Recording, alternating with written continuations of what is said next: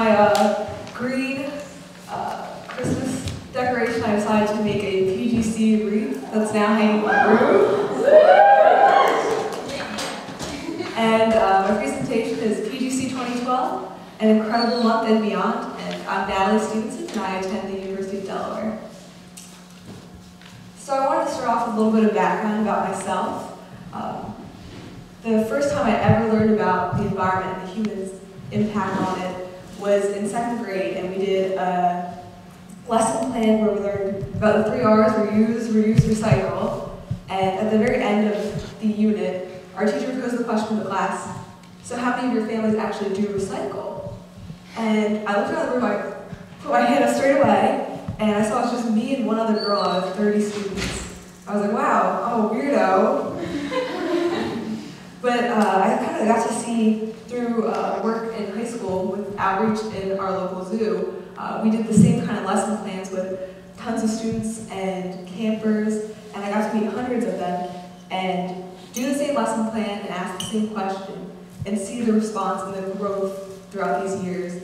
Out of the hundreds of students, I could count on my 2 hands the number of families that didn't recycle. So it was incredible to see how many people had started recycling.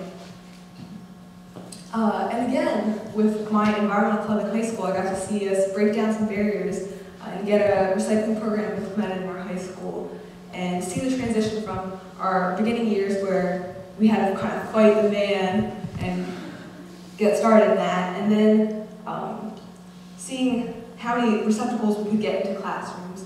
And it was a nice small group of us doing it. We had like 1 person per hallway to take care of all the receptacles there. To my senior year, where every single classroom had a receptacle, and every single receptacle had a student in charge of taking care of it. So there was that much people interested in the movement and like rearing to get involved. And so I had always just been a doer, and that was how my involvement was with the environmental movement. So I just figured I'd pick that major in college. I'll be an environmental scientist. And I hadn't really done that much research as far as literature. And I was kind of surprised once I got to college. Even my very first environmental class, my intro to the environment class, I was bombarded with a lot of negativity within environmental literature.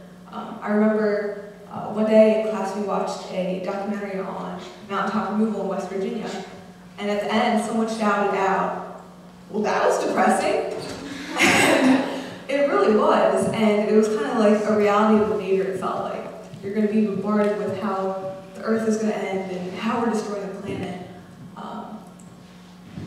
But then I took a politics and the environment class, and again we read a book on Chesapeake Bay, and 12 chapters of the book were focused on kind of systematically documenting how humans had destroyed native plant populations, all sorts of aquatic ecosystems, how humans couldn't use it for the same recreational activities as they had in the past. And then the final chapter was like, well, here's how we could fix it. Maybe we could do some sort of legislation, blah, blah, blah. But the unevenness of it really struck me. And at the end, someone raised their hand and said, "This is the most depressing major in the world." So my professor's answer to that was to assign an article comparing the environmental rights movement, the green movement, to the civil rights movement. And I was just impressed with the fact that with the civil rights movement, why they were successful was because they kept pressing forward and they just looked to the future. There was no turning back. There wasn't going to be, they weren't going to be treated that way any longer. They were looking towards the future. In fact, Dr. Martin Luther King Jr.'s most famous speech, the "I Have a Dream," was constantly looking towards what the future was going to look like, what his dream of what the world would look like in the future would be. So I started trying to look at some of my green movement dreams, whether that be eventually my children would be able to breathe air without pollution, play in streams where they're not worried about endocrine disrupting chemicals. And our teacher kind of at the end talked to us and said, you know, what did you take from this? How much, what can you do? And a lot of the answers were kind of not concrete. And with Project Green Challenge, I got that answer. It's presenting the facts.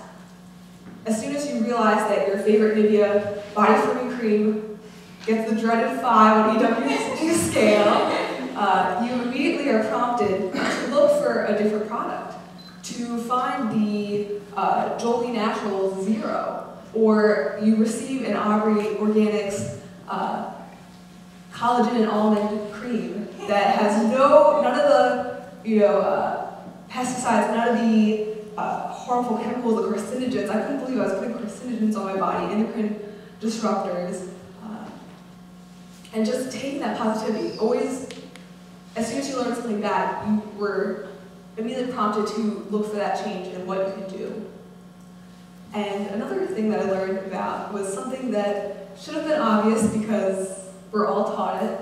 In fact, it's the very first thing for all I really need to know about how to live and what to do and how to be. I learned in kindergarten, which is share everything. And it's not just things, although we saw it can be things with Urinal. I thought that was very inspirational, kind of connecting with people that need a product that you might not be using. But I also learned throughout this process that it's sharing your talents and your ideas and kind of breaking apart and collaborating. Especially with this weekend, that was a huge emphasis, the platforms, taking everyone's strengths, their majors, what they're interested in, and coming together. And finally, the thing that I loved about Project Green Challenge was it just completely changed my perspective and how I approached everything. One of my favorite bands, called Kings of Convenience, has an album called Declaration of Independence. And I just thought it was a cute play on words. I didn't think about it at all. And then after I completed PGC, I realized how powerful a statement that can be and what a cool phrase it is to realize that we are dependent.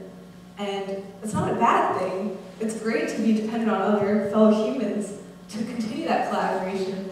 And it's important to realize that we are dependent on the planet. No matter how solitary we can feel and how disconnected we are sometimes, we might not see a park on a daily basis or a tree. It's still important to realize that we do interact. All our resources come ultimately from the planet. Whether that be the laptop, the metals from there were mined from the earth. Whether that be on an organism, we learned about the bees and the fact that they provide $15 billion worth of products to us. And I just liked realizing that it's good that we're dependent, and it's not alienating, it's great to come together that way. And I thought that statement really helped me realize how to thank the planet. And I'd also like to thank everyone else. I really want to thank the PGC team. The challenges you came up with were fantastic. They really were challenging, but in the best way to empower us. And you guys were the most caring individuals, and you guys are all my new eco heroes. I really wanted to thank the sponsors. It was amazing to see these different business platforms and how they incorporated their love of the environment and made a sustainable future for us and gave us different options out there of products to use. I wanted to thank all the speakers. Today, they were fantastic, all of you guys so far, and also yesterday. Again, more eco heroes to be admiring. And also the other participants.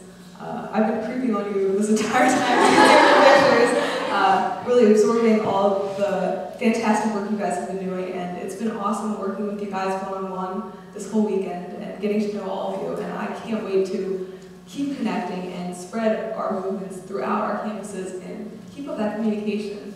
So thank you guys.